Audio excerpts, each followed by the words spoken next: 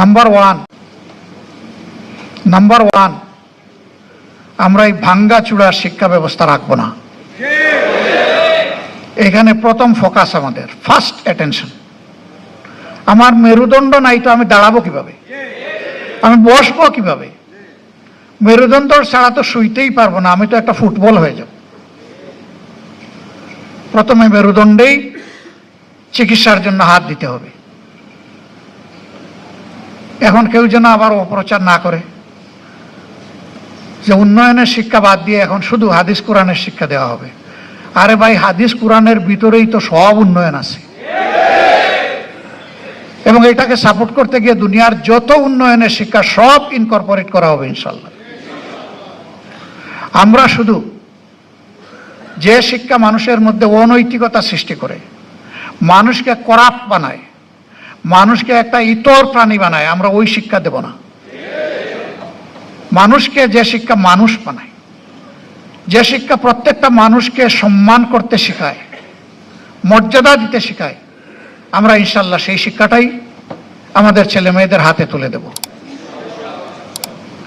এবং এই শিক্ষার সাথে সর্বোচ্চ বৈষয়িক উৎকর্ষের শিক্ষাটাও থাকবে। নৈতিক আর বৈষয়িক দুই শিক্ষার মহামিলন হবে ইনশাআল্লাহ, যার ফলে শিক্ষার পাঠ চুকিয়ে একটা ছেলে কিংবা মেয়ে বের হওয়ার পরে তার যোগ্যতা অনুযায়ী সে কাজ পেয়ে যাবে। হয় সে উদ্যোক্তা হবে, না হয় সে সার্ভিসের একটা জায়গা পেয়ে যাবে, সে বেকার থাকবে না। বেকারত্ব তো জাতির জন্য ক্ষতির কারণ। হ্যাঁ, বয়স যাদের হয়ে গেছে, এই দেশকে জাতিকে সেবা দিয়ে এখন আর শরীর যাদের কুলোয় না, তারা ইনশাল্লাহ বেকার নন, আমাদের সম্মানিত সম্পদ হিসাবে আমাদের বুকে থাকবেন ইনশাল্লাহ। কিন্তু কোনো যুবক যুবতী কাজের বাইরে থাকবে না, কাজ যেটাই হোক তার হাতে একটা থাকবে। হয় সে উদ্যোক্তা, না হয় সে চাকরিজীবী, একটা কিছু হবে ইনশাল্লাহ।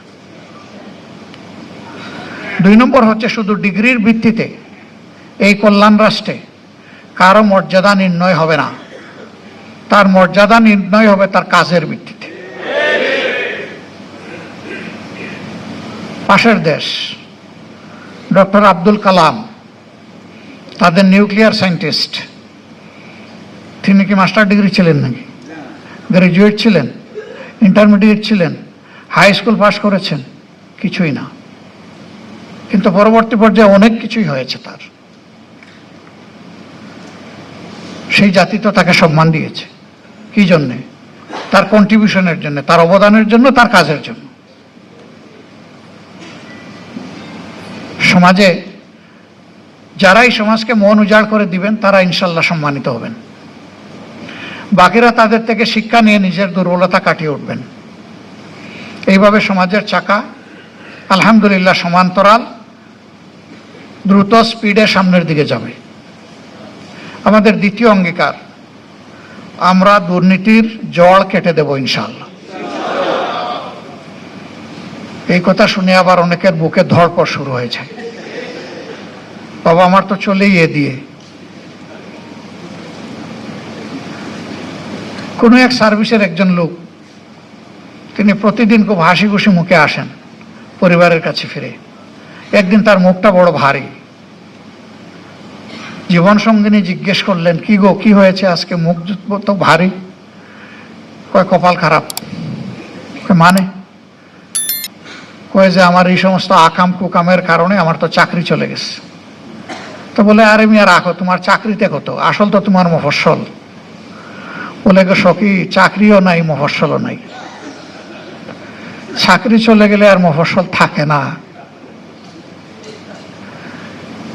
সম্মানিত ভাইয়েরা, এরকম যারা মফস্বল নির্ভরশীল, মফস্বল বলতে আমি কি বুঝাতে চেয়েছি নিশ্চয়ই আপনারা বোঝেন, তারা চিন্তায় পড়ার কোনো কারণ নেই। তো কেন চিন্তা করবেন? ওই যে বললাম না, অবৈধ সম্পদ কোথায় লুকাবে তাই নিয়ে বড় পেরেশান। সুস্থ মানুষটির হয় ডায়াবেটিস, হাজার জাতের মেটাবলিক ডিসঅর্ডার হয়, তার রাতের ঘুম হয় না, কোনো ঔষধে কাজ হয় না, ছটফট করে, অশান্তি। ওই যে অবৈধ সম্পদ, কিভাবে এটা বুক করবে আর কিভাবে এটাকে প্রোটেক্ট করবে? না, সেদিন এটার আর কোনো ভয় থাকবে না। আপনি যা পাবেন তাই দিয়ে সম্মানজনকভাবে আপনি চলবেন। তবে এটাও তো ঠিক যে আপনি আপনার জায়গায় ঘুষ খান, কিন্তু এই সমাজে আরো 20টা 100টা জায়গায় আপনাকে যেতে হয়, ওই জায়গাগুলোতে আপনাকেও ঘুষ দিতে হয়। তো আপনি খাবেনও না, দিবেনও না, অ্যাকাউন্ট আপনার ঠিক থাকবে ইনশাল্লাহ। এর সাথে আপনি মর্যাদা পাবেন। হ্যাঁ, এটাও দেখতে হবে যে সার্ভিসের ডেপথ এবং ওয়েট যত, সেই সার্ভিসে তাকে বেতন কাঠামোটা সেইভাবে সমন্বয় করতে হবে। মনে করেন পুলিশ 24 ঘন্টা ডিউটি, কখন দাগ পড়ে ঠিক নাই, অস্ত্র হাতে আছে, আবার তার প্রতিপক্ষের হাতে অস্ত্র আছে, তাকে কিন্তু জীবনের ঝুঁকি নিয়ে এই দায়িত্ব পালন করতে হয়। কিন্তু তাকে যদি ফকিরের ভিক্ষা বেতন দেওয়া হয়, তাহলে সেই ঝুঁকি নিতে যাবে কেন? তাকে তো সম্মানিত করতে হবে। এটা করা হয় না বলেই এই সমাজে আজকে কোনো শান্তি নাই। কারণ বেড়াই তো সব দান খেয়ে ফেলছে, প্রোটেক্ট করবে কে? আর এ রোগ এমন যে এটা ছোঁয়াছুঁয়ে রোগ, একজনের কাছ থেকে আরেকজনের মাঝে প্রপাগেট করে। এটা যদি উপড়ে ফেলা হয়, এখন বাংলাদেশের যে জিডিপি, আলহামদুলিল্লাহ জাম দিয়ে এটা মিনিমাম ডাবল হবে। আলহামদুলিল্লাহ জাম দিয়ে এটা মিনিমাম ডাবল হবে। এরপরে এর বেনিফিট সারা জাতি পাবে।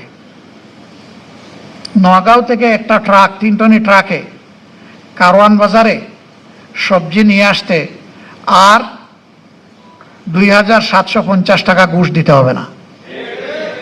গতকালকের পত্রিকায় আমার মতো আপনারাও দেখেছেন বিভিন্ন জায়গায় কি পরিমাণ ঘুষ দিতে হয়, কাদেরকে দিতে হয় সেইটা ওখানে বর্ণনা করা হয়েছে। তবে সৎসাহসের অভাব ছিল।